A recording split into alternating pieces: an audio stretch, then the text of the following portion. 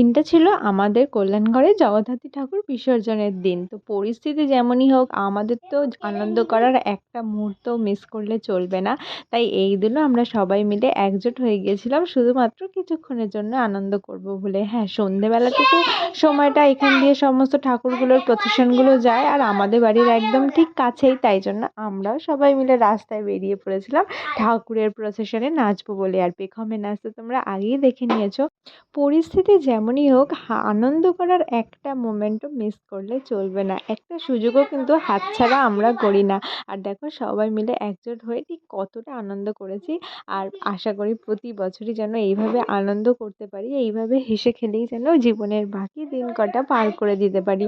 তোমাদের এই ভিডিওটা কেমন লাগলো আর পেখমের নাচ প্লাস আমাদের সবার নাচ কেমন লাগলো সেটা কিন্তু কমেন্টে জানাতে ভুলো না। আর ভিডিওটা ভালো লাগলে একটা লাইক করে দিও। দেখা হচ্ছে নেক্সট ব্লগে।